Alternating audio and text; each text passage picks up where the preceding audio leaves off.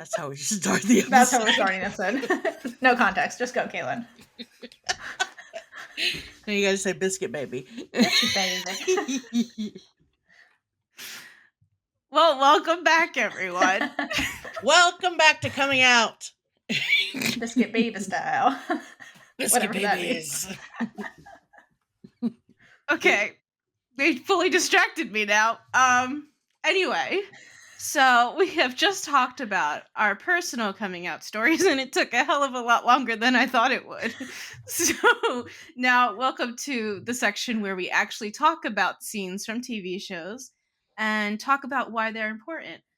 And we will put all the links to the episode's scenes that we talk about in the description and notes. I will get through this. I forget what else I was going to say in the beginning, so let's just get into it. Fabulous. Our first scene, our first category is kids get to see representation. So I think a common theme for all of us is if we saw the representation when we were younger, maybe we could have realized it quicker and not been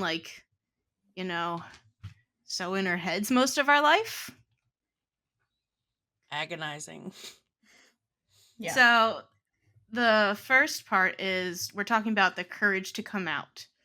And the first scene I have is Tess from This Is Us. There's one of her and her uncle in a car, and he's just telling her, all you have to do is just tell random people. That's how you can get used to saying it. So he takes her to the drive-thru, and she has to tell the drive-thru worker that she's gay. And I just love this scene because, like I mentioned in my coming out story, I just kept telling people. And I'm like, this is the way I'll get used to it. I'm like, I know I don't have to tell you, but I'm gay. And they're like, okay. And no one knows what to say. I love the realism of the drive-thru worker in this. Yeah. He's like, cool, did you want fries? Exactly. What? Can we move along this line? Yeah. I also love that real. It's like a clown, it's like a clown head. right, yeah, because that also takes some of the fear out of it too. Exactly. She's not talking directly to a person's face; it's to an object, and there's a person behind it. So it's that extra layer of safety. Yes, thank you. Yeah, exactly. Versus the next person, she could tell straight to their face. It's incremental, to get to it. Yeah. I just thought it was a really cute way to deal with that problem. So kudos to whoever wrote that. And the relief on her face, though, afterwards. You could just feel it. You could feel it. Yeah, and it's also what's nice in this scene too is it's just a supportive family member, which not everybody gets, and it's just to have that by itself is so huge, and then to have them help you in this way that's actually helpful versus lecturing you about stuff, this is a very unique scene. I've never seen anything quite like this, and it's very, very adorable and powerful and just supportive all around. So yeah, this whole show is pretty powerful, I feel like. That's what I've heard. Yeah. It's a lot. Well, I mean, it's the next scene really shows that. Ooh, yeah. Oh my God. Her family in general is super great from these two scenes. I've never seen this show. So if I'm wrong. It's fine. No, they have an interesting family who, I'm sure. Yeah, but they're always there for each other at the end of the day because this is us. Sorry, that was a really stupid joke. I mean, no, it was great. It was my level joke, so I give you points. Kaitlynn and Bree are merging, is what I'm hearing. We've been the same person since we met. Yeah, pretty much. Yeah. So again, I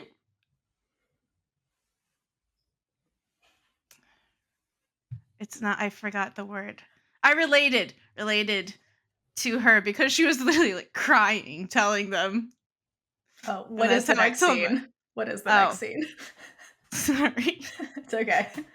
The next scene is the same character, and she's trying to tell her parents because she's been acting weird, and I guess I don't know what happened because I didn't see this part of the show. And I guess she was like acting out or something, and they couldn't understand why. And so she's just crying, like trying to explain why she's been so different lately and that she's scared of her parents. And they're not scary people because like they've pretty much always been supportive of her, but when you're going through this, you like this could be something totally different. You never know how anyone is going to react, unfortunately. Yeah. So she finally gets to tell them, and then she's like, I just want to tell you, I don't want to talk about it right now, but this is what it's going on. And I love that they just let her go. Mm-hmm. They're like, okay, thank you for be telling here us. if you want to talk to us, but yeah. I love that the mom came around the counter so that she could look her in the eye and be like, look at me, we love you, look at your dad. That was so cool. I love that part. Was really cute, and I love the way in the beginning, the way when she's trying to get into it and she's explaining that, like, she says something about like stomach aches and secrets, and that is really what it feels like, and it eats you up from the inside is like the point here, which is so true. And it's like something that really shouldn't, like, it's stupid we have to go through this, but this is what it is. And I love when she's, again, like, it's like I think she did like the incremental coming out thing where she's like, I don't want boys. Then I says like, okay, I'm gay, like at the end. And then the dad immediately is like, when she's like, I don't want boys, he's like, it's always been a dream of mine that you wouldn't have a boyfriend. And like, that is so ironic and then relatable, because I was like, my dad's mentality too. So it's like, no. I want women though. And then it's like, oh. But the parents come around really quickly, and I like that they say, this doesn't have to be a thing.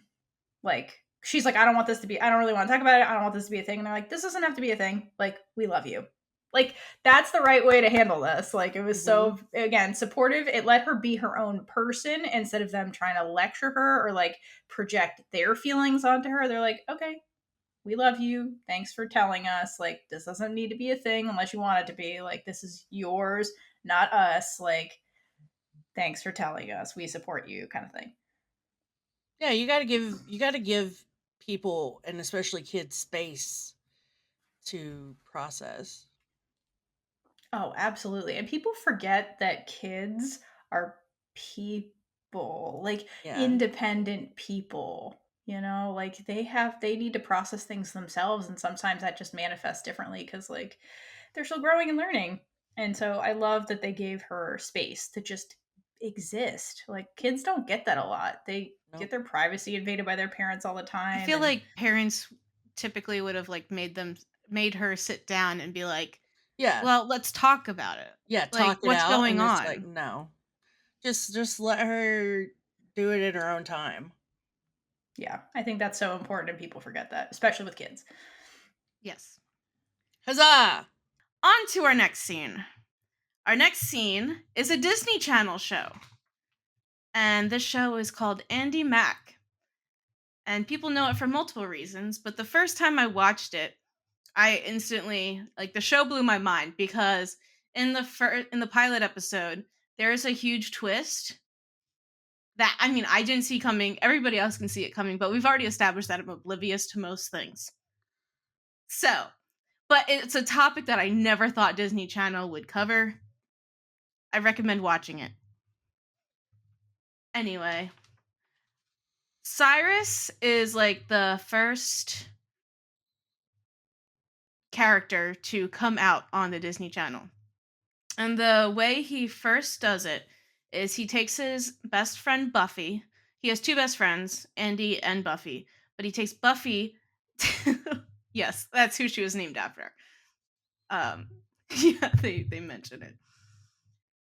he takes her to a spot where they always go after school to get like milkshakes and tater tots, and the music just kind of stops. Like there's no audio. There is, it's just natural sound of him just sitting there and trying to tell her that he's gay. And she's trying to guess what's wrong with him. And he's like, so I'm jealous of Andy and Jonah because Andy and Jonah are a couple. And Buffy goes, do you like Andy? And he is like on the verge of tears, and all he can do is shake his head no. And then she understands that he's talking about Jonah and that he has a crush on Jonah. And the first time I saw this scene, I don't know, like just watching it and knowing that it's on Disney Channel and that there's going to be kids watching this who this could really help. I just felt like it was such an impactful scene. And I want to know what you guys thought of that one. There is a couple others that are in this one video that we're going to link down below. I thought it was a really big deal for the freaking Disney Channel, which, I mean, I grew up in the time period before that was like a really big thing. Like by the time that Disney Channel kind of exploded, I was in college, and so I never really watched it. But going back and watching this, it was like, well, I mean, damn.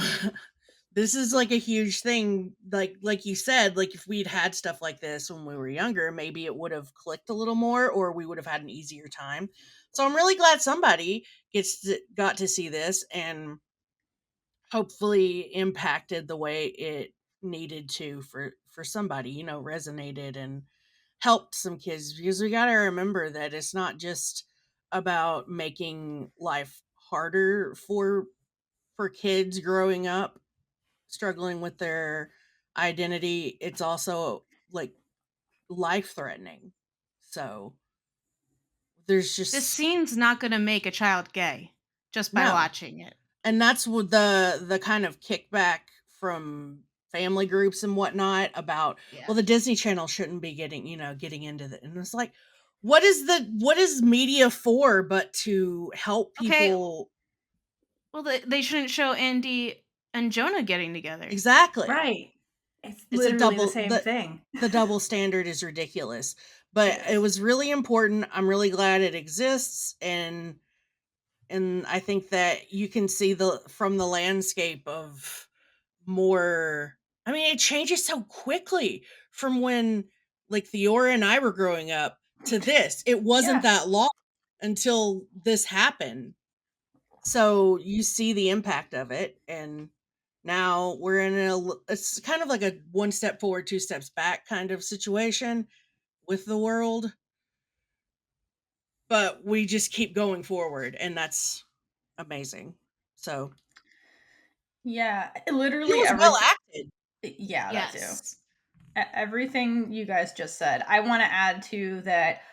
I also like the normalization of the friend in Mm-hmm. this scenario too, because again, if you're not queer and watching this, then it kind of is a template for like, how do I react if this happens? Like if a friend Yeah. comes out to me, what's a good behavior to like emulate, right? And so I love that the friend puts it like, he never says I'm gay in this scene. He just is like trying to like be like, this is what's bothering me. And the friend Buffy puts it together before he even says it. She's like, oh, that's what's happening. And like once she's like, I get what's happening here, he looks relieved. He's like, okay, thank God you understand what's happening. Like, so it's like how to be a supportive friend kind of like Yeah. template too. And I think that is really important. Like not just the coming out piece, but like the supportive friendship that's there. It's like, this is how we support each other. Like, and yeah, that seems to be a theme with like Gen Z, Gen Alpha in general. So like for them to have that, like, yeah, like just be empathetic, be a good person when your friend is struggling, no matter what it is. Like that's the message here, really. Like, and I think that piece is important too. And they reiterate that over a couple different scenes. Yeah. Like when he comes out to each friend individually. Mhm. So he comes out to, and like not like actually coming out. It's always, he only actually comes out to Jonah. Right. Everybody else is just, I like Jonah. Right. So he tells Andy when she's having issues with Jonah. And the whole scene plays, but I just love at the end where they just go, finally, someone who gets it. He's so frustrating. I know, that was my favorite part. Was like, he's so frustrating, isn't he? Like, I know. And it was just so cute to see that Andy wasn't like you like my Weirded out, boyfriend. yeah. And like they were just like, oh cool, I have someone to talk to about this. Yeah, I like the difference between her and Buffy too, because she takes a minute to process what's happening. But at the end of the day, this is like found family, strong friendship group, which is very sweet. Like even like Jonah too doesn't react weirdly to it. He's like, okay. Yeah. Like, Yeah, what is but, that like, food? The way he's like, it's this, and I'm gay. I'm gay. Like, oh, Mhm. okay. And the friends were just like, oh, so okay. We're just diving in. And he ate the wrong food anyway. I know, that was hilarious. But yeah, the whole thing was cute because, and also you I mean, maybe this is my bias, but like, it's definitely harder. I feel like it's harder for men Mhm. to come out, especially to other men. Mhm. So like that scene was really great where Jonah is like, okay, sure. I What's that also food? love that afterwards they all kind of have like that moment where they get close together and hug or whatever kind of Mhm. hug. And I love that they had Jonah and Cyrus touching. Mhm. Yeah, that So was a Yeah. in my brain, I'm like, oh, is he gonna like not? Because you know, with guys, there's usually like a we're not gonna be intimate or hug or any of that kind of thing. So Right. I just thought it was important. That was an important thing too, to Yeah. show that Jonah wasn't afraid to like be close to Cyrus. Yeah. like it changed nothing about their Yeah, friendship. exactly. Bless you. Bless you. Thank you. Bless you with the devil's hand. Lesbian Jesus blesses you. Lesbian Jesus Yes. blessed me with a sneeze. But yeah, I agree. I agree with that. That was, I didn't even catch that. That's a really good point. Yeah, because like with men, it's like, oh, don't touch me. You're gay. I might catch your gayness. Mhm. But like that, it literally changed nothing. Like you said, that's so important. And it wasn't, this storyline isn't just thrown in there. It doesn't become who Cyrus is, but it doesn't get thrown out either after these few episodes. He gets a boyfriend in the show, and you get to Which is see them cute. together. I think there might be a kiss, like just a quick one. I like the hand holding scene. Yes, that was cute. Yeah. I don't remember though. I didn't finish a show. And unfortunately you can't see most of the episodes online anymore. But we won't get into that reason. Next scene? Yep. Yeah. So now we're going to talk about kids coming out as trans in TV shows. And the first one I wanted to put in because it caught me off guard because you don't see it coming in the show at all. And this is the show Good Girls, and I don't even remember the characters' names. Oh my gosh. I haven't watched it for so long. Oh my god. But Me too. but this basically one of the main girls, who's the youngest, she just got back from helping her ex-husband's current wife have their child. And she comes back and checks on her daughter at basically. I don't want to. Yeah, and she talks about how it went. She's like, everything's good. And as she's leaving, she says, it's a boy.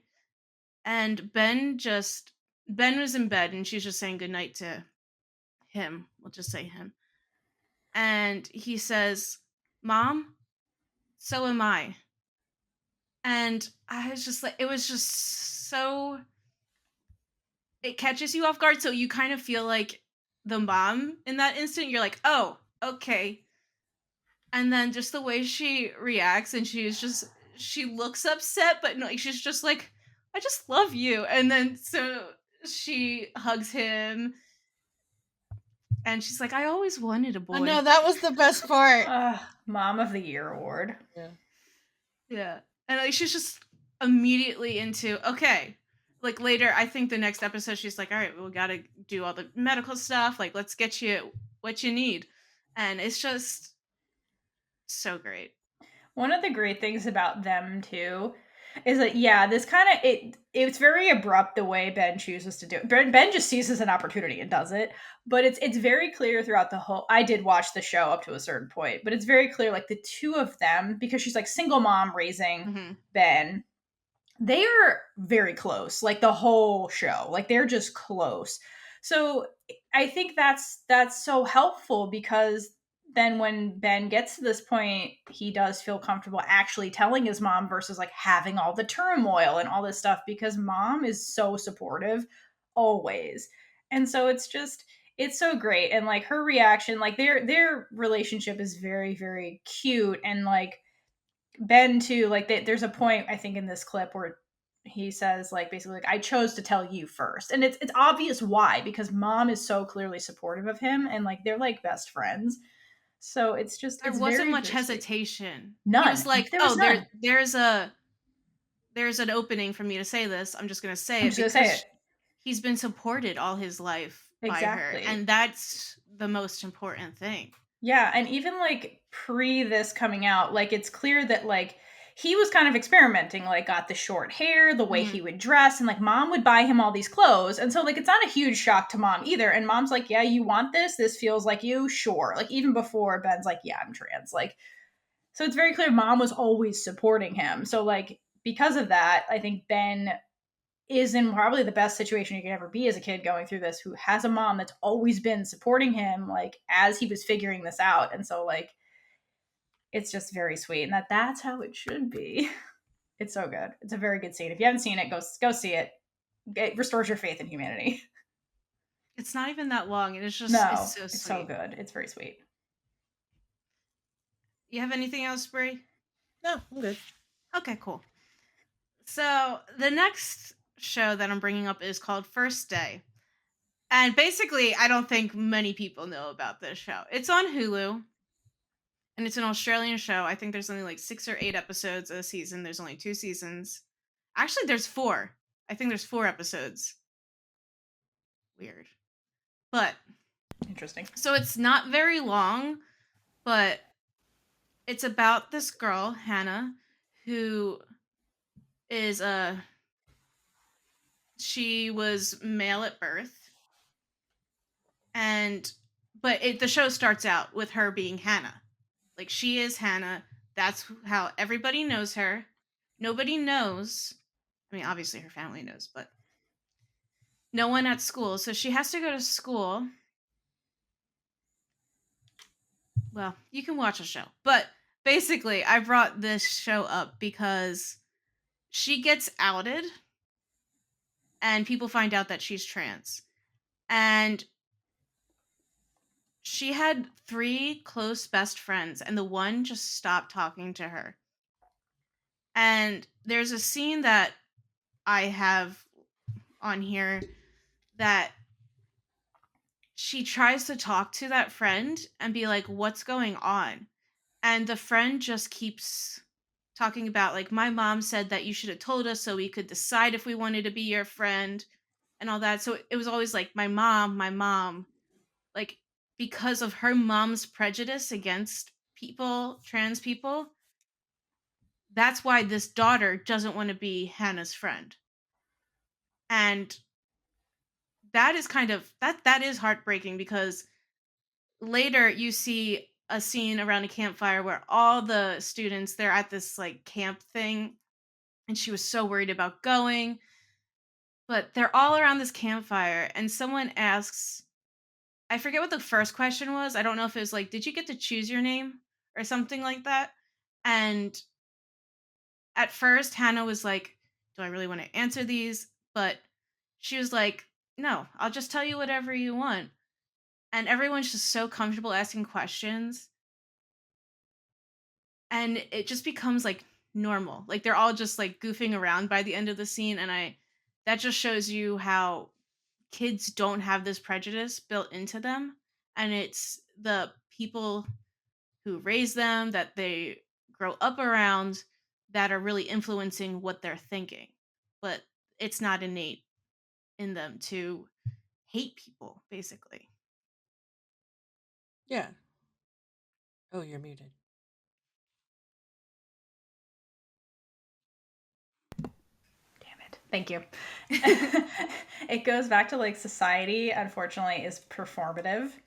And parents, whether they know it or not, indoctrinate their children into certain ways of thinking. And you hit the nail on the head, like with the way the kids like, oh, my mom, meaning like my mom wouldn't have let me play with you at all. We would never have been friends to begin with because of my mom didn't want me hanging out with people like you, kind of thing. And it's the campfire scene is really powerful because it's basically just kids being curious at the end of the day. And the first question they ask her is, what was your name before Hannah? And I love this scene because she sits like her two best friends that are still friends with her are like, are you okay? You don't have to answer this. And she takes a minute and she's like, I don't want to say. It doesn't matter anymore. My name's Hannah, basically. And then the kids don't question any of that. The next boy is like, so why Hannah? Like, there is no judgment. They're just like, we've never been through this. We just have, you know how kids ask a million questions. They're like, why is the sky blue? Why is the clouds white? Why is that? They just want to know why. And so it's unfortunately that usually the person they go to ask why is the parent. So if the parent has a preconceived judgment about trans people, they're just going to spew what they believe. And then the kid's like, oh, that's bad. Okay, no more questions. But here they're just like, they just move on to the next question. They're like, okay, why Hannah then?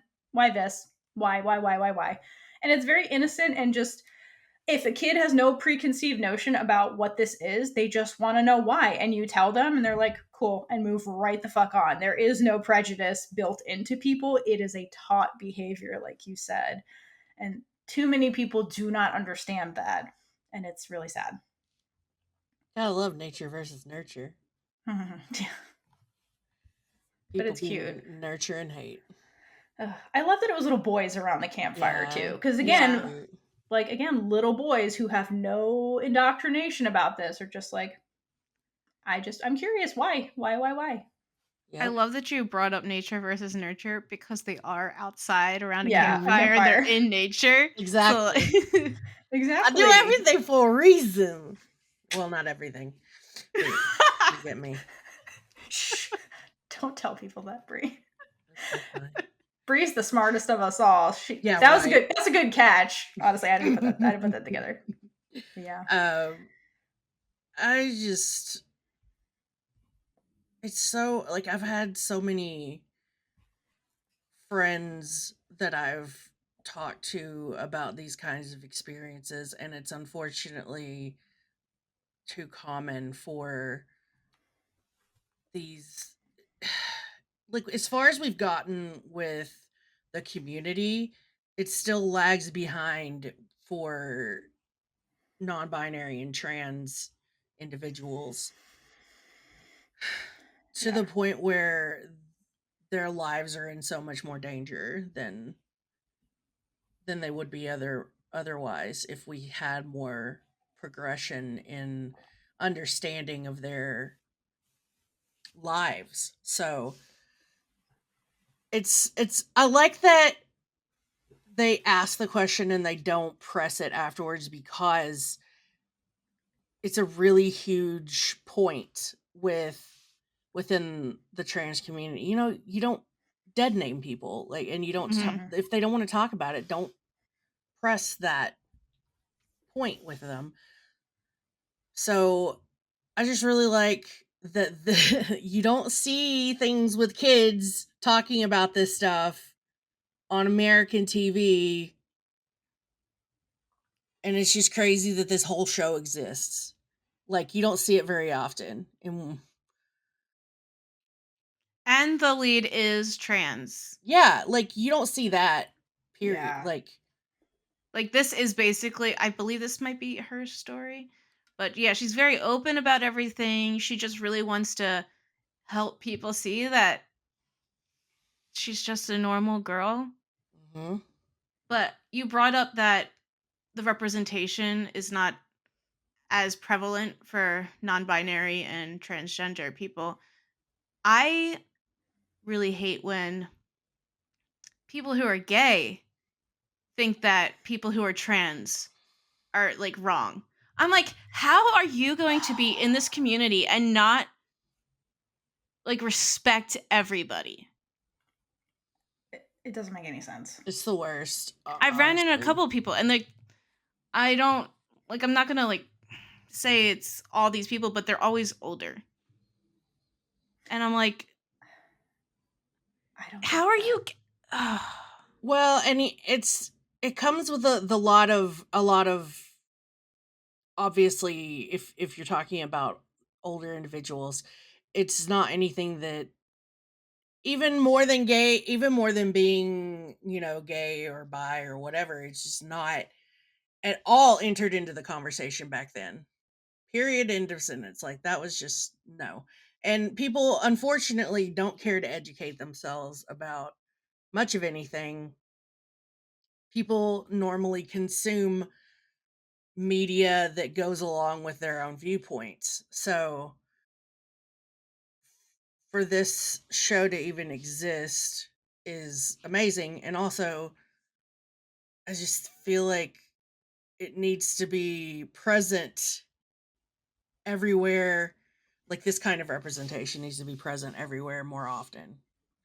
Yeah, agreed. Like, I'm not gonna try and psychoanalyze why people are like that from the different generation. I'm sure there's reasons, and it's unfortunate. But the important thing is that we are moving forward, like Bree said, and now things like this existed because this never would have existed like 20 years ago when I was a kid. Like never. Like this never. So the fact that it exists now and people are telling their stories and living out in the open like this is huge and great, and that's the key. Like we have to normalize things, because then if it's normal, it's not this big sin taboo thing that people want to make it out to be for like whatever the fuck they're using it for, usually their own bullshit and political reasons.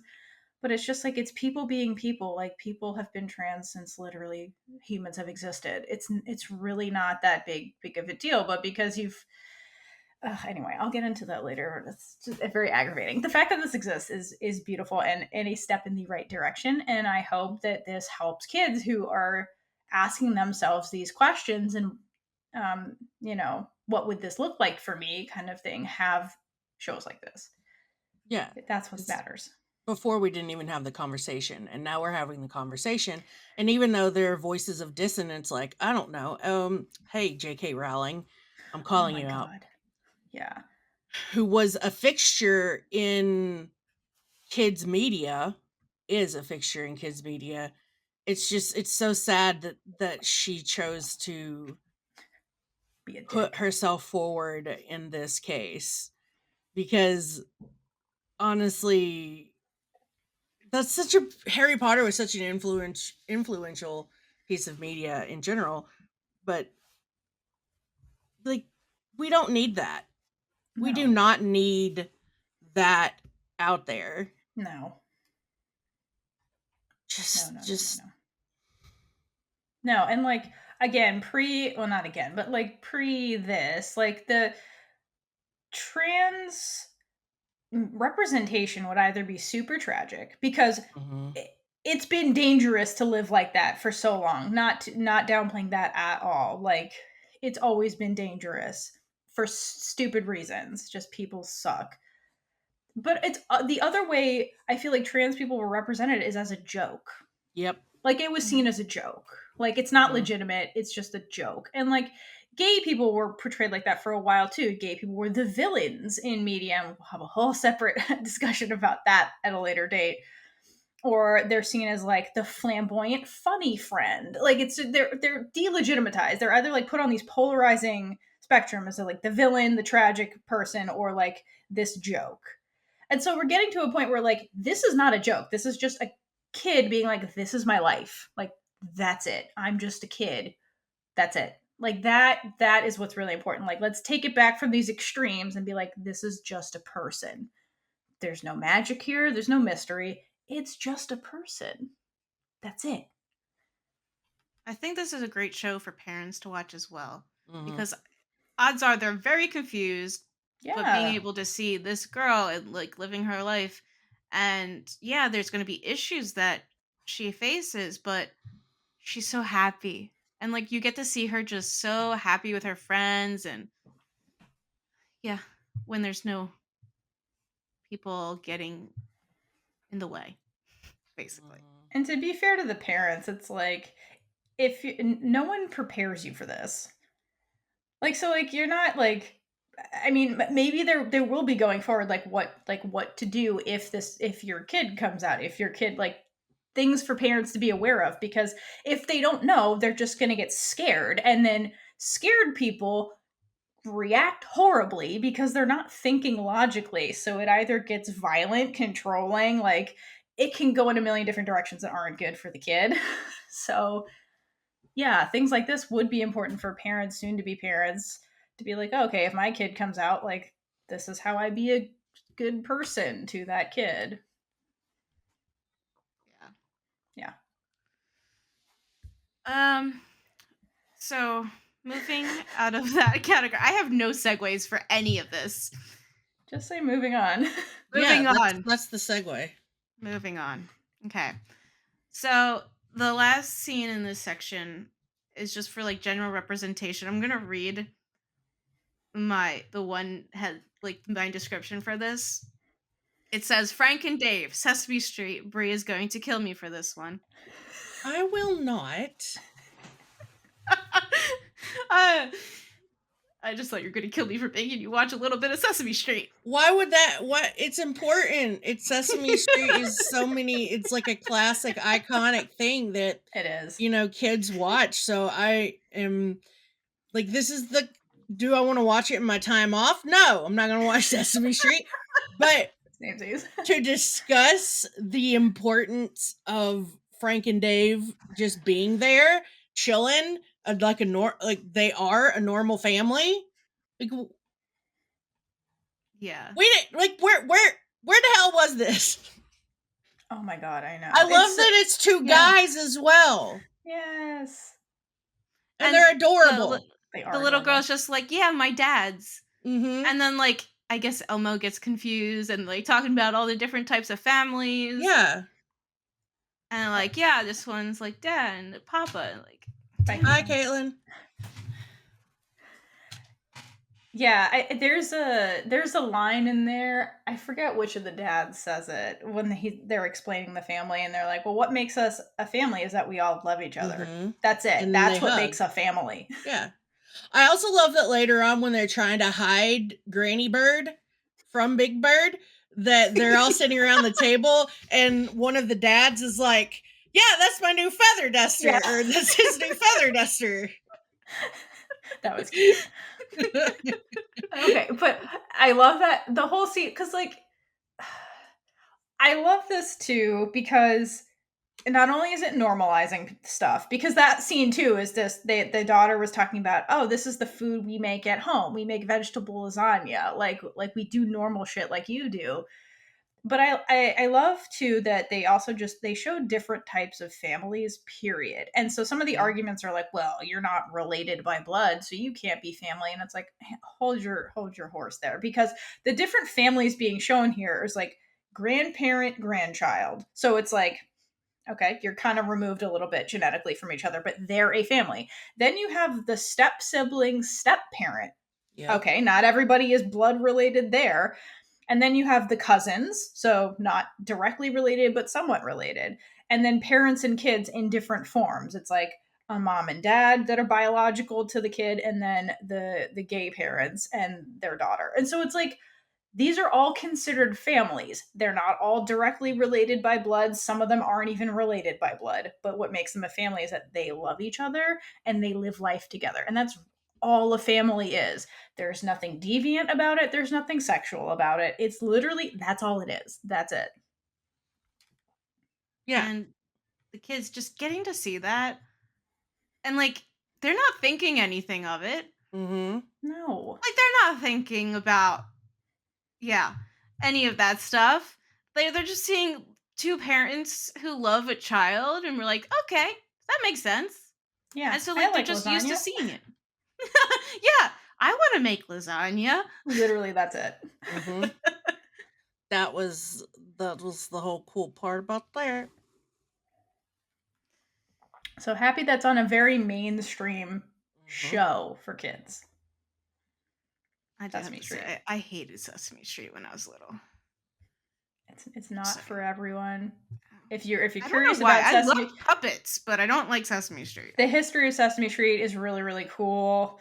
Mm-hmm. Well, I highly encourage you to look into it, like why it exists, and stuff like that. It's iconic for what its mission is, and the fact that it's still running is fantastic. I mean, overall, it's a good show. But we've been talking a lot about supportive people. Oh boy, And, here we go. And like The rage part. things that went well. And we all know that that's not the only thing that happens, unfortunately. So this part is titled Coming Out to Religious Families. Because a lot of times that is a big player in bad reactions to things. So we're going to talk about the unsupportive coming out to religious families first. And I mean, my brain immediately goes to Naya Rivera playing Santana in Glee. And R.I.P., also, girl. yeah, my first thing here is I love Naya. Me too. Yeah. Okay. I know a lot of people are like, not a lot of people, I won't say that. Like, people didn't enjoy Santana in general Loved her. because of her abrasiveness. There wasn't a time when I watched this show that I didn't love her character, even though she was kind of an asshole and abrasive. There was just the way that Naya played her was. Yep. Mm-hmm. It was great. It That was was so layered. It's like if someone just played that straight on as just straight up asshole, it would come off so differently. But since she the way that she portrayed her had those layers, and even the way the character was written, it was just I grooved with it. You guys She was got my me back fave. in my Glee feels. How dare you? I only watched season 4 and half of 5 the first time, and that was in Mhm. Oh, God. 2020. Caitlin, those seasons were terrible. Why would you Yeah. start there? Melissa. I see. Yeah. Okay, so then I watched the whole thing in 2021, I believe. And that's when I got attached to Naya. Like because I saw her whole arc. And it killed me. Yeah. Gosh, So I just remember the first time I saw the scenes where she hasn't even like, I don't think she's even come out yet to her grandmother, but she's kind of talking about it, and I don't know, it got me because your grandparents, like, you come out to your parents, that's like a thing, but your grandparents, that's a whole other thing, because Mhm. especially if they are a religious grandparent, that's, I don't even know. Like, I never even got the chance to come out to my dad before he died. So my grandmothers were dead before, and so were my grandfathers. So I never had that experience, and it was just interesting to watch Santana go through that. As somebody who literally went through this plot line infuriates me because it unfortunately is real. well, hold on. So we're talking about the scene where Santana comes out to her grandmother at the kitchen table and has to get her to sit down and stop trying to Mhm. feed her. Exactly. Now you may go off. Oh, I wanted to go off about the whole thing. This whole plot Okay. line is so fucked. First of all, like you have some clips in here, but her whole plot line about the coming out is so fucked. First, Finn outs her in the hallway. Fuck Finn. Yeah. I never liked that kid. Then, in order to smear Sue, it's the cheerleading coach who's who's running for, I forget some political office. Her opponent outs Santana to get back at Sue, and they're like, she has a gay cheerleader on her squad, and it's gonna air all over the state of Ohio. And so that's how, so Santana's coming out is completely out of her control too, which is so fucked. And I remember one of those heartbreaking scenes with Santana is when Sue shows her this, and she's like, hey, I'm just letting you know this is gonna happen. She starts bawling immediately, and she's like, I haven't even told my parents yet. And, like, the whole state of Ohio is going to know, like, because of politics. Like, somebody used Santana as a pawn in politics. And, like, she's like, this is going to ruin my life. Like, wow. Like, her coming out is so fucked up and traumatizing. And then, I know that's bad, but, like, she's even a child. Yeah, these are fucking children. Yeah, she's not 18. She's, like, 16, 17. She's a fucking child. And Sue has okay, again, most people don't understand the point of Glee, and so, like, these characters seem one-dimensional, two-dimensional. It's because this is a fucking satire. That's why they're like this. But Sue has a heart at the end of the day sometimes, and, like, she shows Santana, she's like, hey, I just wanted you to know this, because I know this is a big deal, and, like, so you're prepared for it. And so, in the scene you showed us, Santana, like, they're telling the rest of the cheerleading squad, and oh yeah, I was gonna get there, but we were doing the one scene first. Wait, but I love Sue's line in this scene where she's like, everyone in school has now come out. The long national nightmare of students coming out is over. But no, she said every student who could possibly come out is out. Come out. That's so fucking funny. I love Sue Sylvester. And that's a scene that didn't actually air, so you have to watch it on YouTube. I fucking love Jalen. She's the best. She is. But anyway, so the grandma scene, unless there's more about that. Did you want to talk about that scene first, since it's technically like... Yeah, no, I have something. Okay. Sorry, I hijacked. I have a lot of feelings about this. I can tell. Sorry. That's alright, I have a lot of feelings about the next one, so... Yeah. I love her just speech to the girls, because she's like, yeah, the Glee people said that it would help me if I did this. And, like, I don't want to, but, you know, she still loves them so much. That's why she's doing it. And, like, she's like, all right, I'll try it. But my favorite line that she says is, and it doesn't change the fact that I'm a natural born leader and I'm not afraid to cut a bitch. I love Santana. But then the last one, when she's going to sit down, and Becky's like, I made out with a girl. And Brittany goes, it was before I met you. I love Brittany. Brittany's line is so low, like, if you don't, like, listen for it, you can't tell what's happening. And I love Heather's portrayal of Brittany is just amazing. Like, those two characters were my favorite. Same. Oh my gosh, I love them. Same. Heather Morris and Naya Rivera made those characters are literally background characters, but because their performances were so good, they made them like not main characters, but like in the main cast. Well, basically.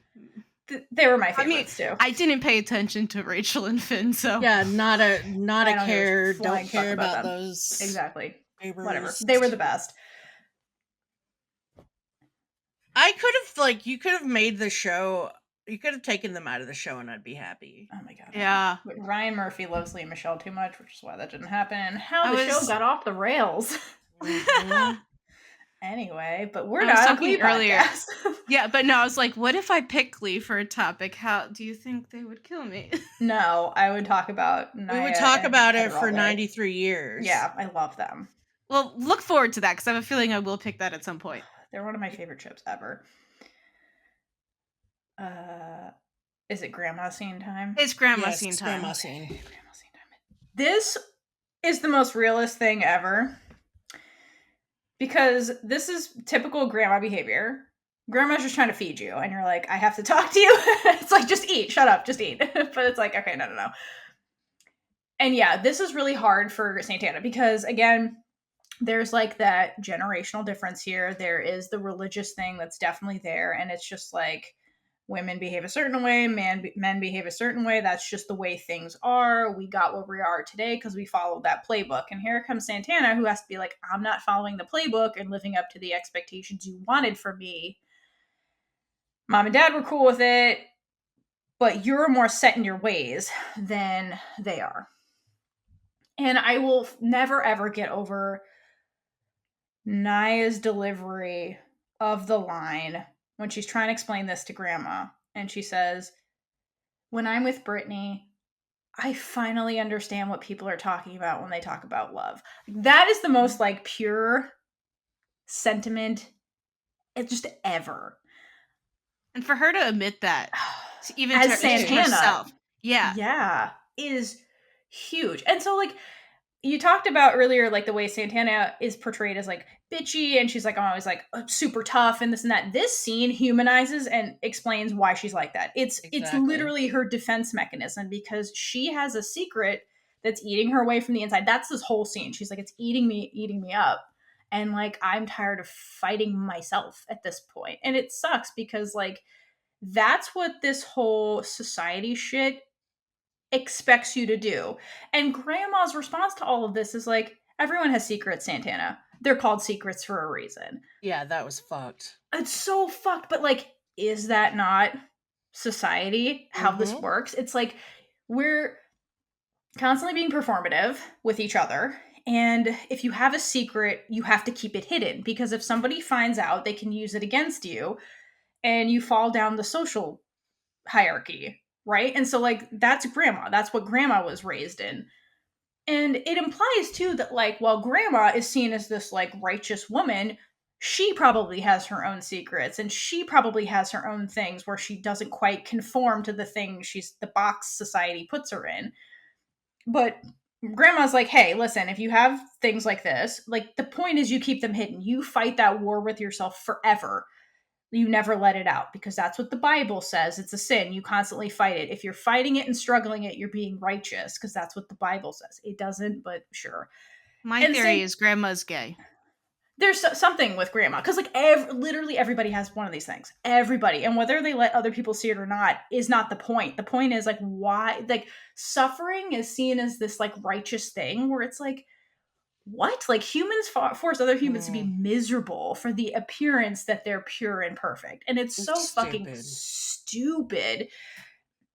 It's so stupid. And Santana is at the point where she's like, I've been fighting this war with myself, but I'm so fucking tired. I'm tired of fighting this battle. And so there's like this generational trauma that like Grandma's trying to pass on to her granddaughter to be like, this is just the way it is. Like, do it. And Santana's like, no, I'm fucking tired. Like, I understand what happiness is now. Like, no, there's no going back for me. Like, I get what love really is. Love isn't forcing me in a box because that's what the Bible says. Love is when I'm with Brittany. Like, no, I'm not playing this game anymore. And like, I won't get into that, but there's a line that Grandma says too that just pissed me off. And it's so true. This is the mentality. And she says, the sin is in the scandal when people talk about it out loud. Why? The sin is not the action itself. It's talking about it. What other people finding out about the secret. That's the sin. So dumb. That's so fucking stupid. But like, who is determining that that's the scandal? Like, who? Is this God or is it people? Like, I don't know. It pisses me off so much because people hide behind religion to use it as this like excuse to absolve people of their shitty behavior. The grandma's probably like, I don't understand this. I'm scared for you. Let's like, I don't want to be scared. I don't want to be feeling this stuff. Like, go back in the box. Like and she says later, like, you've made me uncomfortable. Like, that's what this really is. Like, she's just scared. Yeah, how dare you make me uncomfortable? How dare you? Yeah, and that's what a lot of this outrage is about. Like, oh, how dare the Disney Channel show this to kids? It's because the adults are uncomfortable because they don't understand this. And instead of trying to understand it and empathize, they're just like, no, I want to go back to not being, I want to never the sin is telling me, sin is telling me, not what you're doing by yourself. And now that I know I'm uncomfortable and I don't want to be uncomfortable, so like you need to go hide so I can be comfortable again. And that's what this scene is. This is so real and so stupid because people do react like this because they're scared and they don't know how to deal with their emotions. Instead of dealing with their own emotions, they're just like, you need to change your behavior so I can go back to being ignorant about this and comfortable and living in my I own have bubble. news for them. It's not about you. Yep. Oh, Theora is pissed. I'm pissed. I'm also reading a book right now called A Tree Grows in Brooklyn. That's basically about this. Oh my gosh, yes. Yeah, it's about this. So I'm super like sensitive to this topic right now because people do it outside of the queer context. It's just what our society is, and it's so fucking stupid. And Santana has another great line in here after Grandma explains all this, where she says, "I'm the same person I was a minute ago." Like a minute ago, you were just like, "Hey, eat," like granddaughter, and then I made you uncomfortable, and you're like, "Get out of my house." I'm the same person I was a minute ago. It's so fucking stupid. And the thing that breaks Santana is really, she's like, "You really, really would have preferred if I kept this a secret from you and that you didn't know me." Cool. The thing that really hit me and was like, I was really sad and angry about it is you made your choice, now I've made mine. Like, she didn't choose it. I'm pretty sure if she could, she would never choose it. Yep. It's tragic that anyone would treat anyone in general, but especially their grandchild that way. Don't put all of your trauma on somebody else. Stop that. That's dumb. Get out. That's all I've got to say. Yeah, and it's just this whole thing and this why people react like this. It's not, you can't just sit there and be like, they're from a different generation. Like, no, people from this generation do this. And it boils down to people being afraid. Yep. They're afraid of what they don't understand. And their response is not to own their feelings. It's just to shun whoever is making them uncomfortable. Mm-hmm. That's the response. That's why they want to erase us from media, ban the books. It makes them uncomfortable and they don't want to deal with it. They're like, hide the sin so I don't have to see it. And then I don't have to think about it, deal with it, and I can go back to ignorance is bliss. That's what this really fucking is. And it pisses me off so much because, I mean, I had a similar experience with my grandmother, so I understand this plotline a lot, unfortunately. Screw your grandmother. It's all like, why do you have to rub it in people's faces? I'm not. I'm existing. I'm telling you I exist. I'm not doing anything but like literally sitting here. Yeah, and it's like the response again is controlling the other person. Like, why are you trying to control? Like, you're trying to control me. Like, you're choosing to try and control me. Why are you making that choice? That's fucked up. Like, didn't God give us all free will? And like, you're trying to control me? Like, who the fuck gave you the right? Like, fuck you. And honestly, cut people like this out of your life, even if they're related to you, because it's not worth it. It's not worth it. This is so unnecessary. If they remain. Speaking of that, go ahead. Yeah. Oh yeah. There's your segue. Ooh. No, that's not actually. I'm not segueing to the next thing. Oh. Okay. Oh. I was gonna ask. I was going to ask, did anyone make it to season 6 of Glee? No.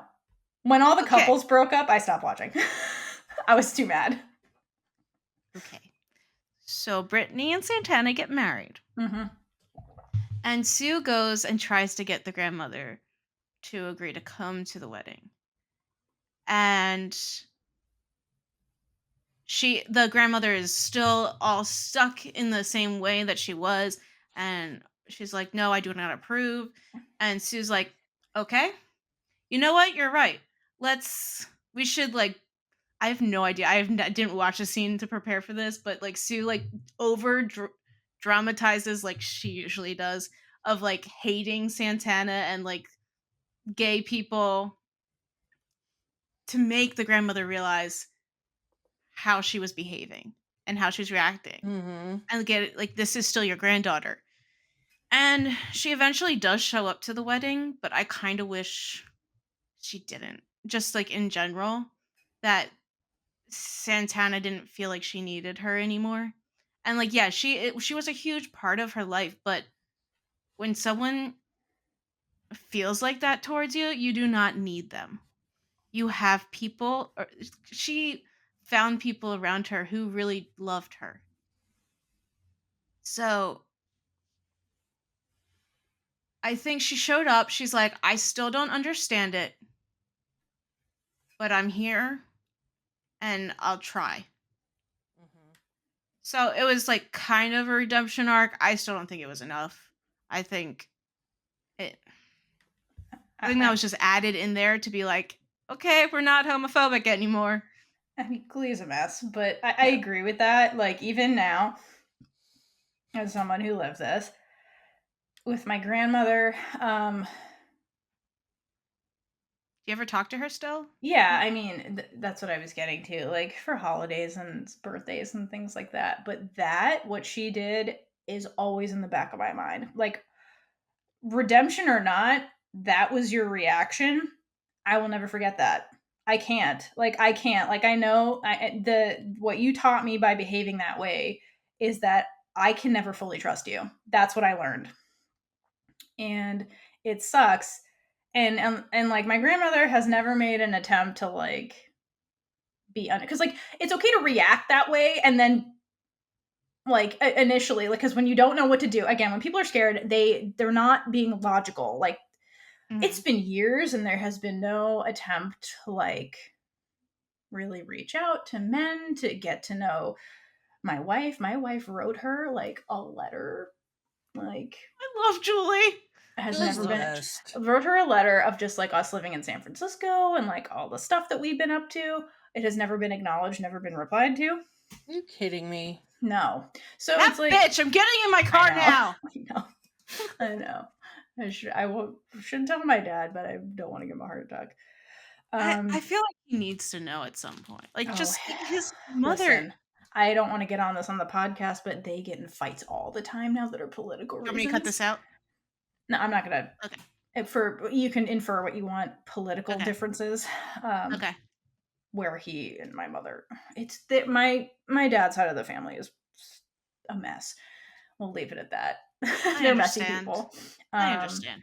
Yeah. So, but again, like, no, like for Santana too, like, even if like grandma is trying to make amends, like, in Santana's mind, it's like, you chose to walk away from me, and that's not something you forget. Like, you're my blood, you're supposed to love me, but you walked away from me. Like, I can never fully trust you and fully love you the way I did before. Like, I was the same person I was when I walked in that kitchen and told you my truth, and then you showed me your truth, and I can never forget that.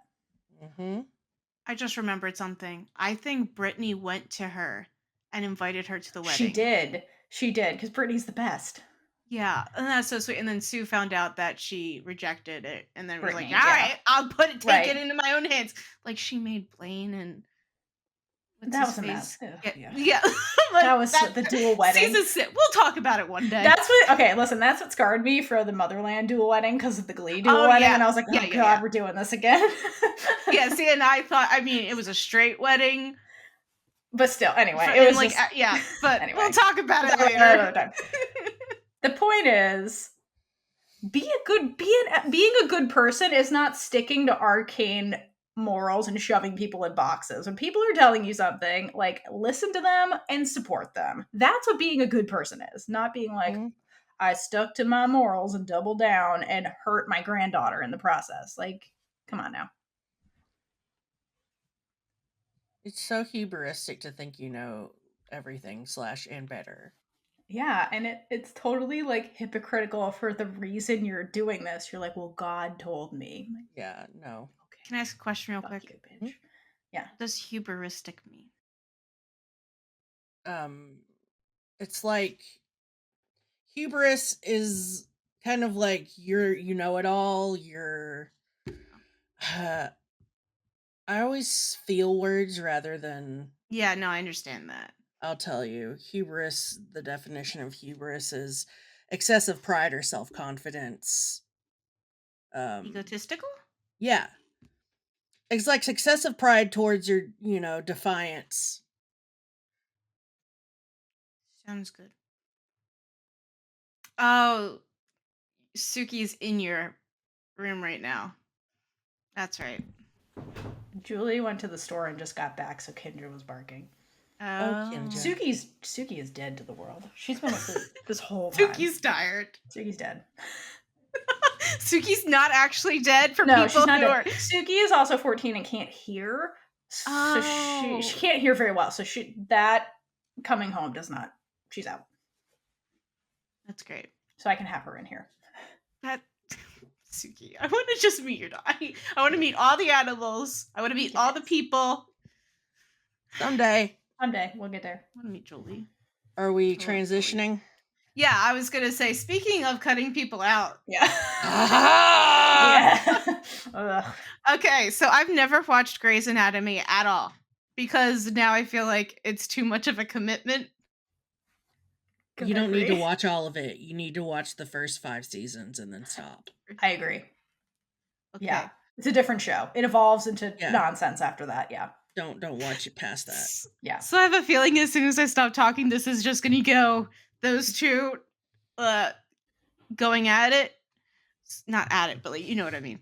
So I'm just gonna say what I'm gonna say, and then I'll let you guys say whatever you want. So the scene that I put in here was, I guess she already came out to her, is it her no, it's her father. Mm-hmm. And her father shows up at her place of work. It's Callie. Also. Oh, yeah, sorry, Callie. Character, yeah. Don't show at somebody's place of work, but with a priest. And he lures her into a false sense of security, thinking that he accepted her. She hugs him and then sees the priest. And then she keeps screaming, "You can't pray away the gay." And I love that she just doesn't care anymore and just screams it right in the middle of her work. She's like ER. She's screaming this in a crowded ER. I mean, the ER's heard worse, but still. Yeah, but still, all these people are like, "Can I just get a doctor?" And like this fight is happening. So funny. It's real. And then the next scene, I think they put it in the same video. Mm-hmm. They're talking in a room. So she actually gives him the time of day to talk, and the priest is there. Yeah. that dude should not have been there. But her father says he doesn't know where he went wrong. And I just want to say you didn't, because you raised one bad bitch. I mean, so I assume from what I've seen, because I don't know this character at all. Correct. You're right. And then he starts quoting the Bible verses like people love to do. But she throws it right back at him and goes off about all these different things. And she's like, "You're not my savior. Jesus is my savior." Mm-hmm. Again, not knowing this whole arc, I got really confused later because I saw a scene for like the wedding that I was like very confused. But I didn't have this in there for us to talk about, but I saw the scene. Damn it! Hi, Kaitlynn. Hi, Kaitlynn. I saw the scene where Callie is getting married and her mother is just so unsupportive. So I didn't know anything about her mother. And she says, "You are not a bride. I am not the mother of a bride. And this isn't your wedding." How can you say that to your daughter on her wedding day? And then I saw a scene with the rehearsal, like the wedding rehearsal, and she's just trying to get her to hold her granddaughter. Mm-hmm. And she can't even like look at her granddaughter. It's a baby. First of all, I know not babies aren't everybody's thing, but I'm just like, that little child is so adorable. I would love to hold her. But she like says, "Would you like to hold the bouquet?" And so they just keep talking about the child as a bouquet. And this, I had no idea what was going on because all of a sudden the father is accepting and he's like, "I'll hold the bouquet. I haven't had enough bouquet time." And I just thought that was so cute. And I love seeing him be so happy about everything. And Yeah. So now you guys can talk about the entire arc and your thoughts. Okay, listen. And I can't wait to find out more. I have to go back because if you want to talk about coming out scenes, there's one in season 4 before Callie meets Arizona in season 5. Yeah. Where Callie's first experience with another woman is when she starts seeing Dr. Han, the cardio specialist, who also has that kind of Santana vibe, as in like she's a bitch for a reason. But Han has a scene where it spooks Callie because she and Callie have spent the night together, and she's like realizing, and she's telling her, like, when she's relating it to a story when she was a kid, she went and got an eye exam and got new glasses, and she had no idea that she couldn't see clearly until she put the glasses on and she could see the leaves. Like the trees had leaves, so she could see clearly for the first time. And she's like, that's exactly what happened when I got my glasses. Yeah. So she's like, that's what it's like, what it's been like that being with you. True. Is like, you're my glasses. Yes. Oh, it's such a good metaphor. Yeah. It's a really good metaphor, and it's a really great scene. It's just unfortunate that at the time Callie's not ready to go to that place with her, and so she kind of rejects Han and like starts keeping her distance, which she kind of gets a little bit of that thrown back at her later on when she meets Arizona, and Arizona is very hesitant to date Callie because she's so newly out. Mm-hmm. And she's like, I want to date somebody that knows who they are already and is like gone down that journey already. I don't want to go back to that. Which, okay, that's sucks, but it's a legitimate viewpoint. Mm-hmm. Whatever. But don't just like reject somebody because of that. Like, because obviously they get together, but that Han scene was such a great scene for coming out. And if you haven't watched it, I suggest you go watch it because it's just I just love the metaphor because metaphors give me life, and that was a really great one, and the acting was wonderful. By the way, the actress, cannot remember her name, was the one in Silence of the Lambs that was in the hole. He puts the lotion on its skin. It's the same actress. That's right. I forgot her name, but yeah, you're right. I forgot her name too. Yeah, so just a weird coincidence. But yeah, later on when Callie comes out to her dad, because I love the actor that plays her dad, so it like pissed me off even more to see him. I was like, listen, but the way they handled it with the way Callie handles it is so fierce and real, and the way that she just throws those Bible verses right back at him, and he just doesn't have like a real answer. The priest is just sitting there flabbergasted. And then it's the scene afterwards when she goes and finds or when Arizona finds her in I guess it's a lounge or something. Yeah. And she just like sits there and listens to her and then lets her cry. It's like you can see on Arizona's face how painful it is to watch Callie go through that and to know, because it's just like it's so weird to like watch somebody else that you really have those feelings for go through a terrible situation with coming out like that when you've already gone through that journey. But poor Callie, I mean, she's got to be scared of what Arizona's reaction is going to be, because before she was like, I don't know if I want to date you because you're a baby gay or a baby bi. You're just coming out. I don't know. But I really love that there is a separation with them for a while. And then when Arizona gets her shit together finally, it's like, that's a really good scene too. But this really fucking pissed me off with the priest. Like, first of all, don't don't bring yourself into the hospital, and definitely don't bring a priest. All right, Theora. Fucking yeah, this is another, again, just people hiding behind religion. And the dad is like, I'm trying to save your soul by like tormenting your daughter with the priest. But I will say, At her work.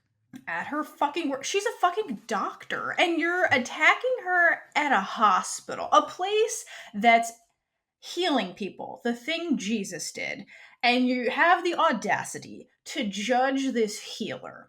So I love all the Jesus stuff in here, because to all these fuckers that are out here quoting the Bible, the Christian Bible, and they're like, oh yeah, but this is what it means. What Callie does, fighting religion with religion, is exactly what you do. And here's the deal, she did it the right way. She's like, Jesus is the one we're supposed to be following, right? Jesus has said nothing about homosexuality ever. Read all the stuff that Jesus said, never said any of this. Jesus said to love each other. Jesus said to trust each other. Jesus said all, and she's like, this is what he's the guy you're supposed to believe in, right? Yet you're not.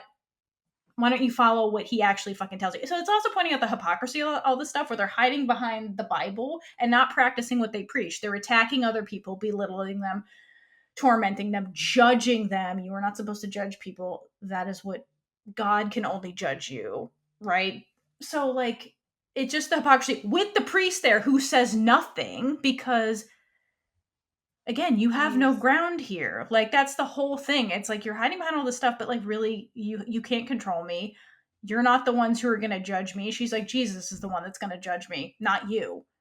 Like, it's the hubris. That's what Bree said. This is fucking hubris, where you take this and you put it upon yourself to be like the one to enact what God wants.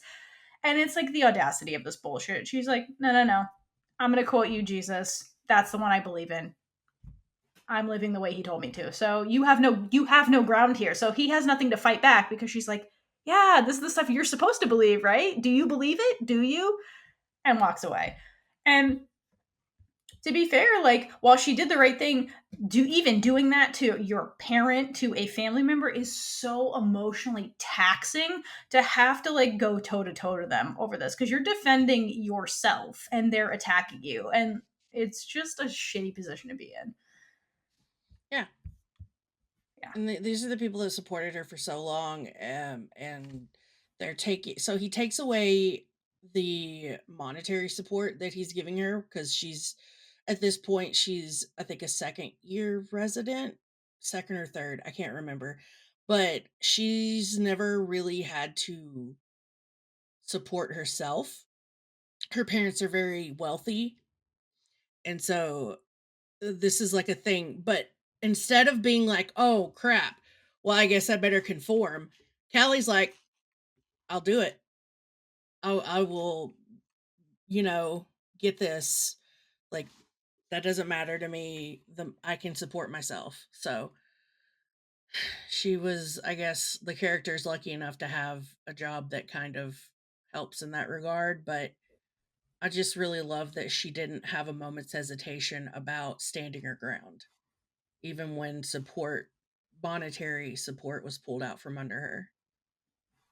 Yeah. And like, think about the dad's rationale there. It's so fucked. It's like, I'm not going to Mhm. financially support you because I'm trying to save your soul. So by doing that, you're forcing your daughter to suffer. Yeah. Like, you're the one that's making her suffer because you're uncomfortable and don't understand. And instead of understanding, you're trying to control her. It's the same. It's like, because like, I'm sorry, but that's what like these religions do. They're controlling people. Like, that's part of it. It's, the Lord is my shepherd, right? The sheep following the leader. It's like, that's what he's trying to do to her, and it's like, you're causing her to suffer unnecessarily. And like, to Callie's credit, she, like you said, is like, no, fine, I'll take the suffering, because I'd rather Mhm. be me than like go back in this box where I'm miserable to make you comfortable, just like with Santana's abuela. And people, Yeah. it's, and I didn't watch that far into the show, so I guess the dad figures this out eventually. But Yeah, like, he does. He comes around a bit, especially when you get towards the wedding part. And the mom, you really don't have a lot. Like, she's not in there a lot. The dad's in there more. And then when they do come to the wedding, which the only reason the mom shows up at the wedding is, it's a whole other thing. But it's like, I like that it doesn't end with everyone being like super happy. I like that the mom doesn't just like super come around at the end. It's still uncomfortable because I don't think she'll ever get to that place like the dad did. But also there's a scene that's really interesting in contrast to the parents, because you've got Arizona's parents and Callie's parents at the same dinner table. Yeah. And Arizona's dad is pissed off that they're not accepting what that the marriage and the relationship, and he's about to, because he's a big military dude, and he's about to like throw down because of them not accepting. It's such a contrast.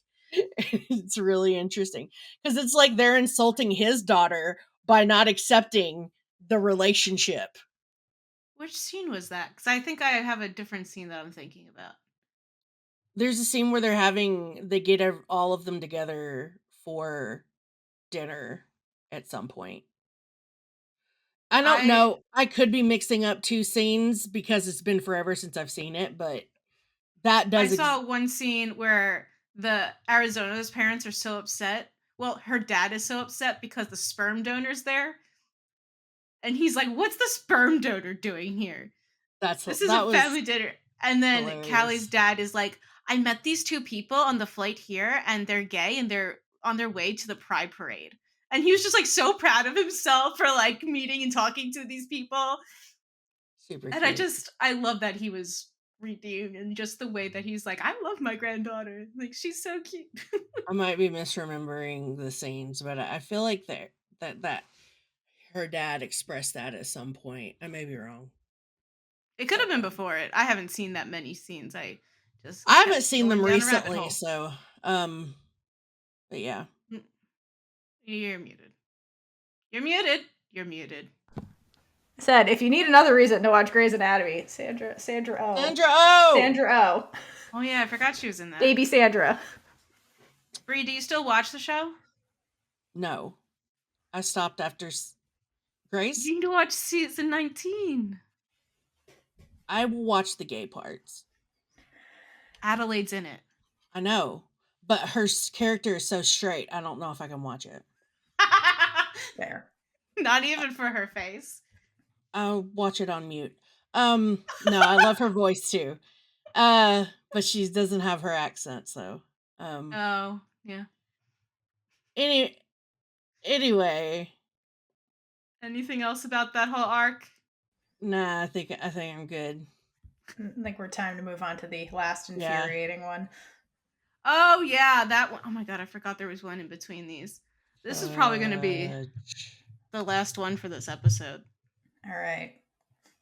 So and then we'll we'll get back to the supportive side next episode. So now we're going to move into Batwoman. Everybody's favorite show. Okay, I actually do like Batwoman. I do like Batwoman. I like Batwoman.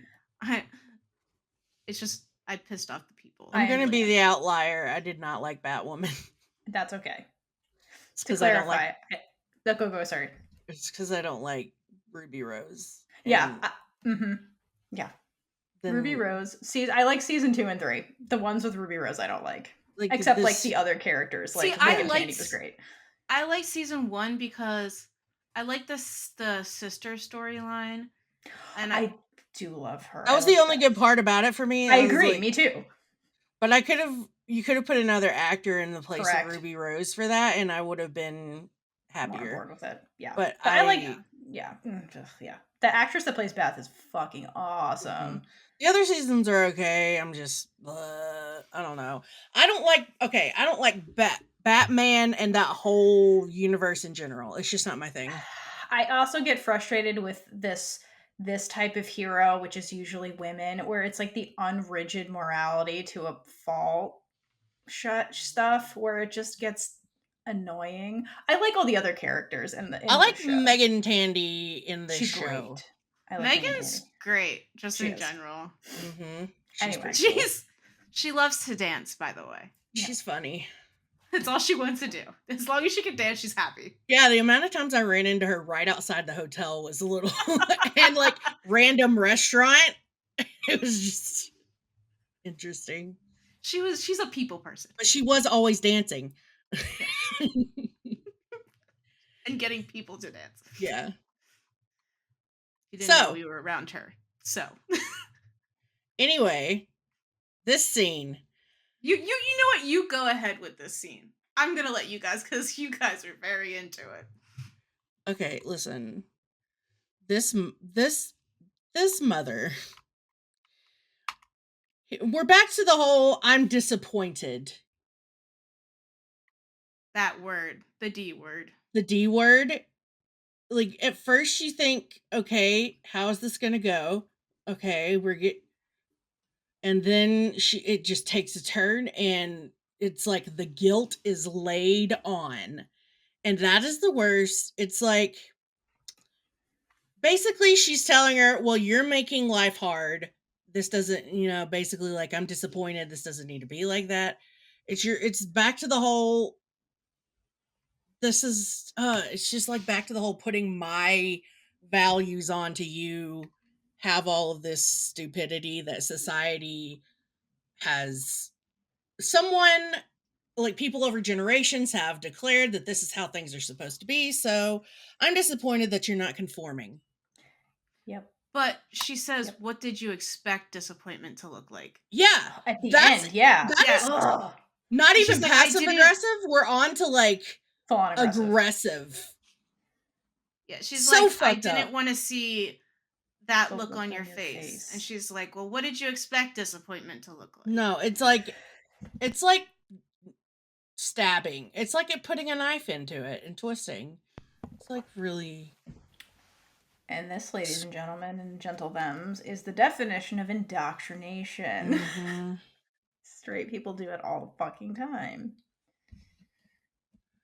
But I think the heartbreaking thing too with Sophie, there's a couple of things. In the beginning of the scene, so it's her coming out to her mom, who she hasn't told. So, like, Sophie has been gay for years, and is now telling her mother. And in the beginning of this, you can tell that before she even brings up this topic, she's regretting this conversation. Mm-hmm. Like, the dread, like, ebbs off of Sophie. And she, like, knows it's going to be bad. And it's so sad to see a child this afraid of losing her parent, because that's the fear. She's like, I'm really afraid of losing you, but I cannot do this anymore. Like, I can't. I've tried to conform for years. Like, years. Sophie has been lying for years about who she is, about keeping that secret, right? She even got into a compet marriage with a man to, like, hide her sexuality. So, like, she has been living a lie her whole life. And, like, the mom doesn't even, like, the conversation is basically like, oh, I left my husband and we're getting a divorce. And she's like, cool, that's great. I don't care that you're getting a divorce. You'll find a new man that you like. Mm-hmm. And, like, that's cool. Like, that's cool. And she's like, no, like, I want to marry a woman. And and like, here's the deal. Like, she's been, like, gay this whole time, and nobody's like, okay, you've also, like, been forcing the dude you were married to live a lie, because he was never going to get a future. Like, you're not only hurting yourself, you're hurting other people to maintain the lie. And that's the fucked up thing about it. And mom in this scenario is almost like, well, you should have kept living the lie. Just force it down, live the lie. And, like, force the man to live a lie. Because, like, he's under the impression that, like, oh, I have a wife that loves me and all this stuff. And it's like, she's lying to you to protect herself, because that's what society, that's in the indoctrination, right? Is keep the secret and then, like, live the lie, right? That's what society tells her, so that you avoid this disappointment. And that's what's so fucked up. It's like, nobody really sees the collateral damage in living the lie to pretend you're conform to what people want. You're hurting other people in the process. It's so just fucked. And mom was like, yep, leave that man, find a new one. Like, divorce, that's totally cool, totally fine. The minute it's a woman, she's like, I'm out. Disappointment. It's like, it's so fucking stupid. I don't even know. There's not a whole lot more to say. It's just frustration. It's very frustrating. It's very frustrating to have the parent who's like, I'm supportive of you being happy as long as happiness is what I envision for you, not what you envision for you. It's the worst. Thanks, I hate it here. Yep. So, I know we're not leaving on a happy note, but I think it is important because now you're all going to just sit with this feeling. Until next time. And yeah, just sit with the feeling. Think about it. Just think about it. Put How some do you kindness feel about into the all world. of this? Yeah. But anyway, next time we will come back and we start with a pretty funny scene, I feel like. It's gonna be good. It's gonna be good. Until next time. Goodbye. Lesbian Jesus. Oh yeah, hydrate. Hydrate, everybody. Hydrate for all those people that got screwed that we just talked about. Mm-hmm. Yeah. Bye. Bye. Bye. We've been Big Gay Energy. If you like this episode, check out all of our other episodes right here on YouTube. Please like, leave a comment below, and subscribe for more amazing and super gay content. Until next time, stay safe and hydrate for lesbian Jesus.